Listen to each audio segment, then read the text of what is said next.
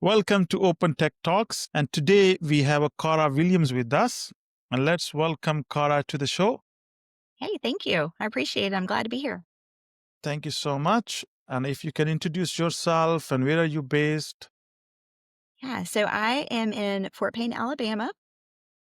I help people with their tech. I used to use 7 different tools to run my business, and a couple years ago, I found one tool that just made all the difference, and I could bring it all together, and it made just such a big difference, in my business. And I also have coached for a multi-million-dollar coach for about a year. I took over 1,100 coaching calls. And so I help a lot of entrepreneurs get clear on their marketing and also how to launch the things that are in their head. I Okay. always say And my gift is helping you get your gift into the world. that's wonderful. And how long you're doing this? I've been doing it for 2 years now. And prior to 2 years, what Cara was doing? Yeah, so 15 years ago when my babies were little, I've always been an entrepreneur at heart. I started making their clothes and I got an embroidery machine, and so I opened an Etsy shop. And then when they kind of went off to school and I no longer was a stay-at-home mom, that's when I really dove into what I love. That's wonderful. So always been to the same game. All right. Okay. So maybe let's bring back the discussion for last 2 years. If you can give us some examples that what type of coaching you provide and what are the top three things which entrepreneurs or anyone who get it out of those, and then maybe we'll continue. Yeah. So I've coached anyone from people that have subscription boxes that, they're shipping out. So e-commerce type products. I've done coaching packages. So people who are, coaching others, whether it's strategy coaching, fitness coaching, things like that, as well as people who are selling courses and monetizing that way. So recurring revenue, setting evergreen funnels up and really making it so that they can gain some time freedom through using the right systems and putting the right things in place. Most of my with tech, but also with some strategy. Like they have this idea, but they need help getting all of the pieces together, the content, the emails, the how to record, and things like that. And so I just kind of help them with all of it. Before starting coaching, right, you mentioned that you were doing 7 tools and then you reached out to one tool. Then how did you realize that, okay, I don't need to have a complicated process to manage my business? So, Well, so it was about 3 years ago now, I opened a subscription box and I used WordPress because for years I had used WordPress and I knew that WordPress had a lot of capabilities that other platforms didn't have. Well, as soon as I kind of got into it all set up with WordPress and the subscription and all of that going, I wanted to be able to do order bumps and upsells. Well, I started adding plugins to the mix. I was also integrating my email because, WordPress is kind of standalone. And then I needed InstaChamp or ManyChat to do those kind of functions. And what happened was everyone who did not purchase my order bump or upsell got charged double for the product. There was a glitch in the system. It was an absolute nightmare. And so it was funny because I paused my business for 2 weeks, found another solution, and I completely redid every bit of my tech. And it has been the best decision I've ever made because for every piece of tech that you add, your reliability goes down by 20%. So every single one of those, they have a 20% chance that they're going to misfire. mhm. And then you end up as a business owner, you don't look professional because your systems aren't working. And so it was kind of at that point where I was like, okay, you need a big girl system to run a big girl business and quit piecing things together. And so I just kind of dove headfirst into learning. And what I realized was a lot of people aren't tech savvy. And so I just started helping other people do that as well. All right. So maybe let's ask you. So, have you observed any biggest mistake entrepreneurs make while selecting their any technology components or tech stack in another language? Yeah. So I think the biggest mistake they make is they think, well, I'll just start with this little tool and it's cheap.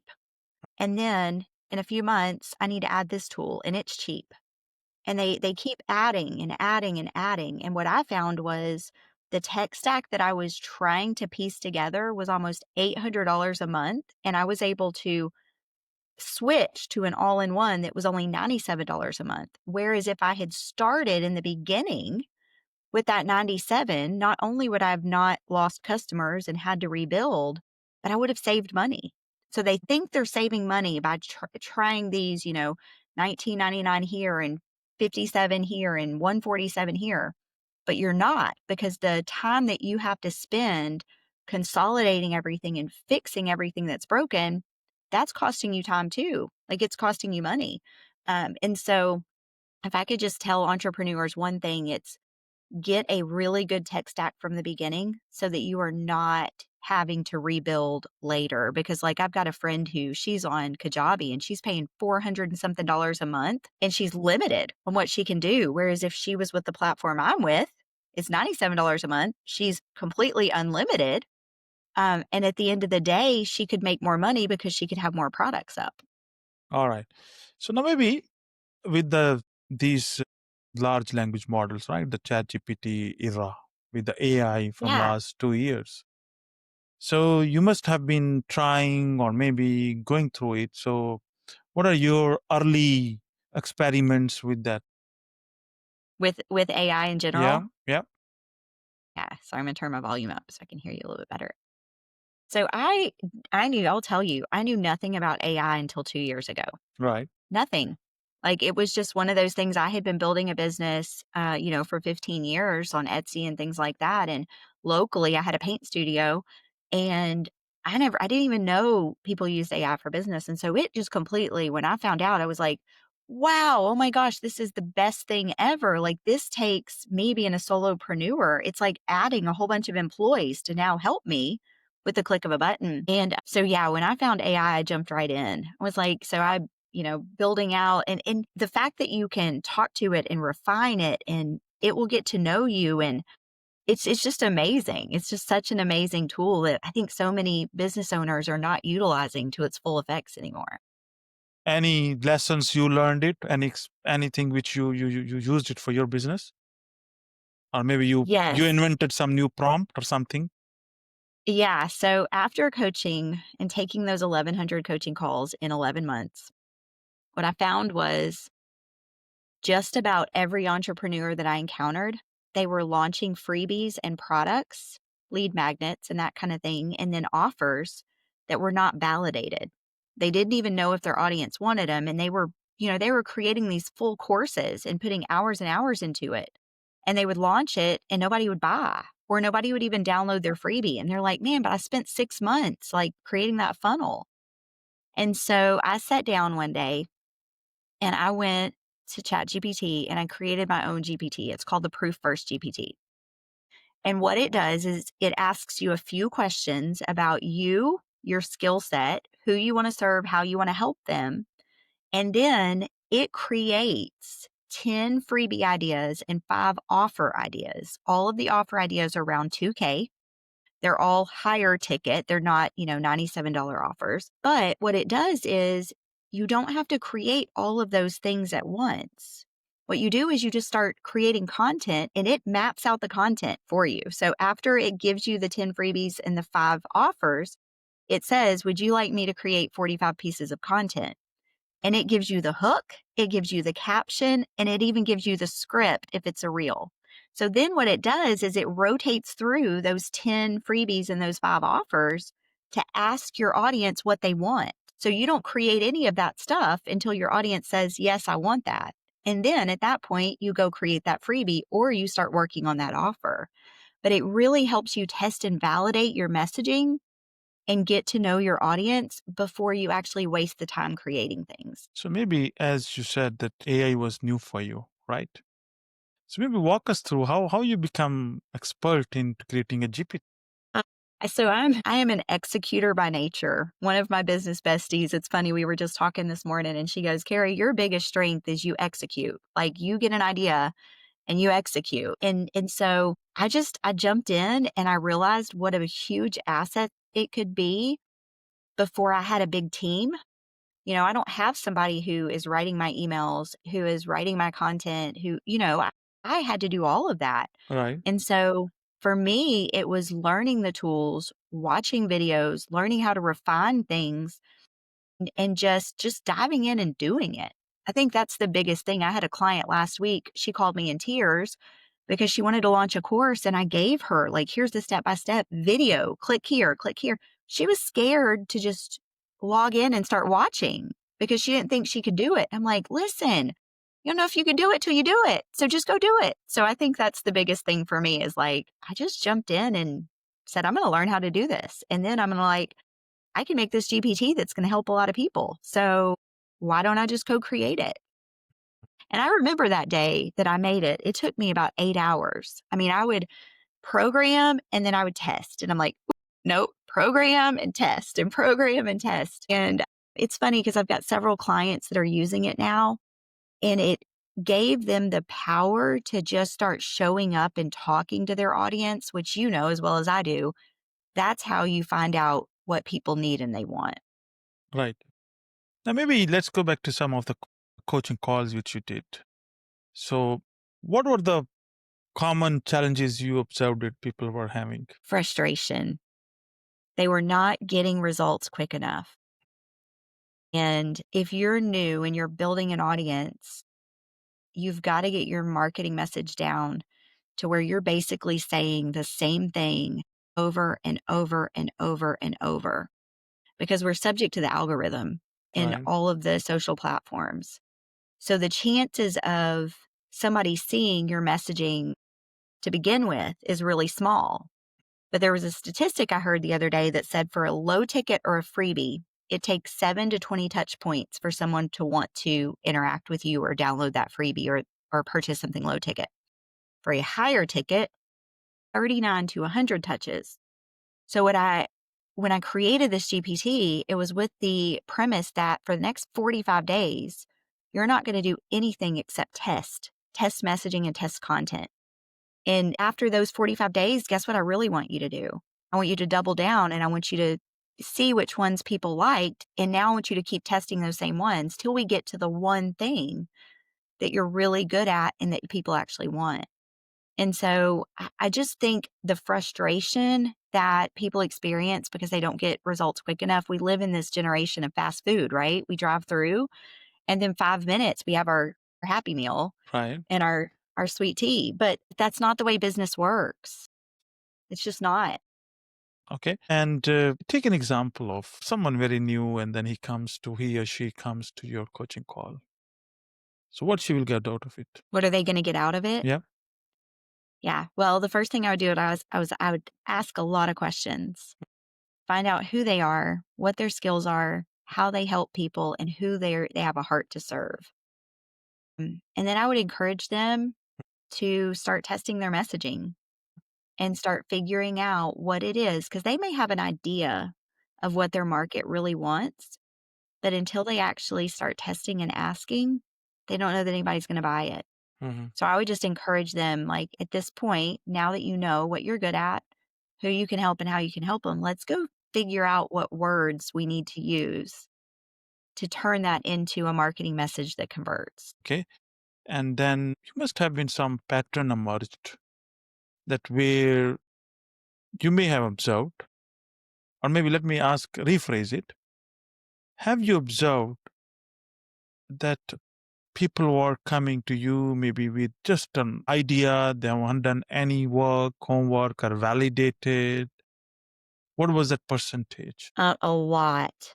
I would say probably 85% were brand new to business. And one of the things too that I think I struggled a lot with is you will hear people say, you just need a $7 offer or a $27 offer and you can make $1 million. So these people would come to me and they would think like, well, I just need to sell like a downloadable coloring book for $7 and I'm going to be set for life. I'm going to be able to retire from my job next year. And I'm like, honey, it doesn't work that way because at the end of the day, it's a numbers game and you've got to sell hundreds of those every single month to make a substantial revenue. Right. And so I think for so many, I think what I dealt with that was so frustrating was in their mind, they had been sold this unicorn, this magic, this is all gonna work perfect. And in a real world, it's not the way it works. Most of your offers fall flat. Most of your offers never sell. But the entrepreneurs that are gonna be successful are the ones who scrap that, get back up, dust themselves off, and they go do something different or they launch something new. Okay. And what are the learning you learned from them? The exact same. The exact same. And it's funny because I am going through iterations of my offer, and I've sold quite a few different offers, but not multiple of the same, which tells me that my messaging is still not 100% there. So I think I was talking to a friend this weekend, and she just launched her first course, and she was looking for perfection. And I finally looked her in the eyes and I said, Sheila, listen, we as business owners every day, our whole goal is refining that messaging, tweaking those offers to make it better. That's something that you're never going to stop. Even when your course is selling, you're going to look at your funnel and see where are people dropping off and not purchasing? What messaging do I need to change on that page? It's not a once and done. And so I think just the same thing for me. I have to just apply those same principles every time I'm launching a new offer. Okay. And while doing this one, any automation which you are achieving while doing managing maybe business or maybe sales funnel, is it helping you?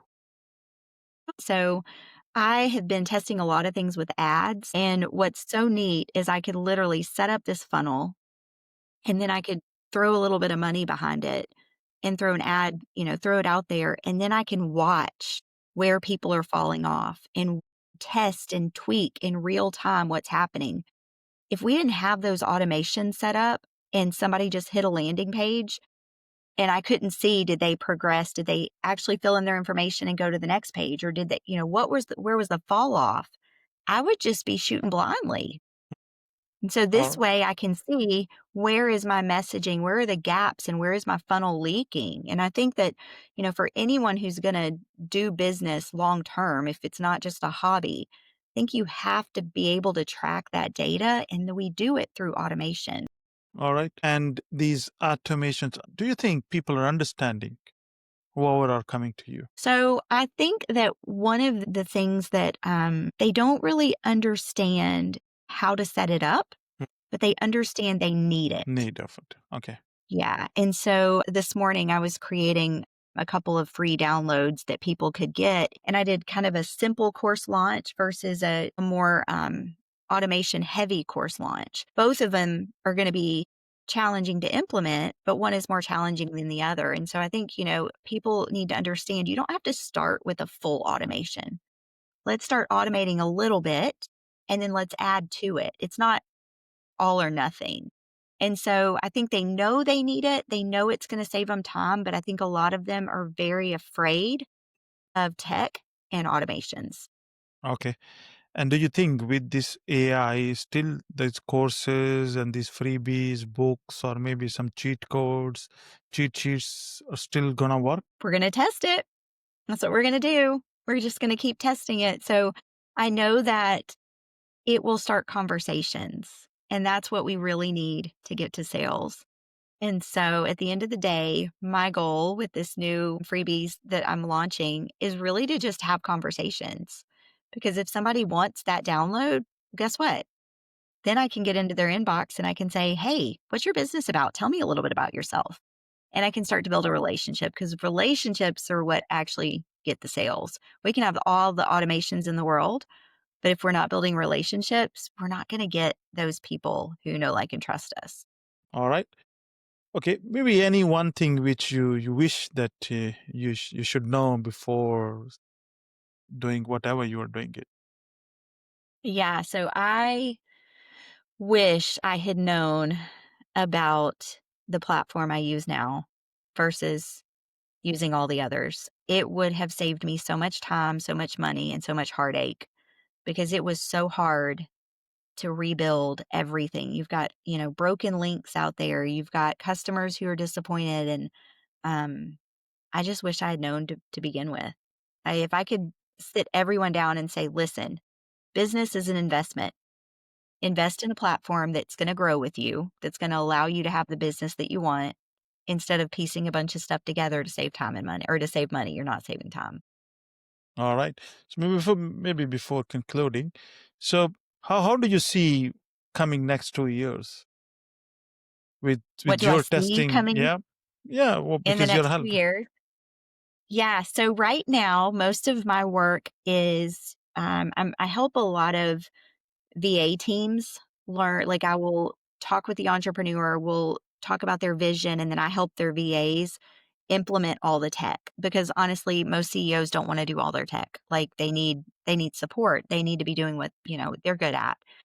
Um, right now, that's a very I think that over the next 2 years, I'll have that way more refined where my back end, as far as like what they get access to course wise, I think it will be a lot more cut and dry so they don't have as many back and forth questions. All So I right. think that I will be more refined at that point. I think, tweaking right now, I'm getting there, but I'm still not where I want to be.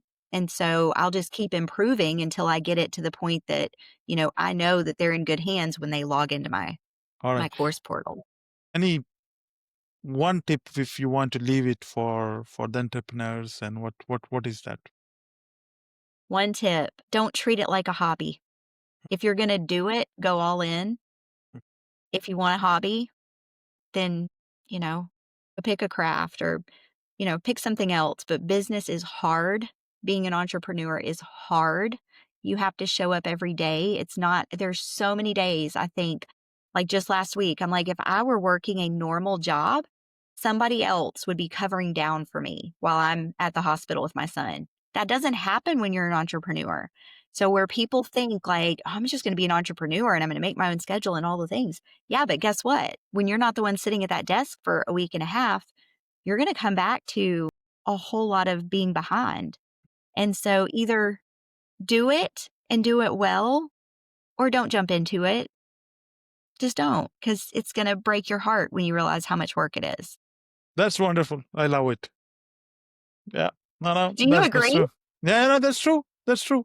Because you rightly said that, okay, you don't estimate that, okay, maybe you're competing with the jobs, but you don't estimate what's going to happen as an entrepreneur. Yep. Yeah, that's true. All Yep. right. There's no paid time off. There's no sick days. Your business, your processes will help keep you up and running, but there's no substitute for you. Thank you. Thank you so much for Thank joining. you. If you want to Yeah, leave, thank if you. someone want to reach out to you or maybe contact you, what is the best? Yeah. They can go to helpmekara.com and I'm on all the socials at helpmekara. So it's just HELPMEKAR. That's wonderful. Thank you so much for joining. Thank you. Thank you.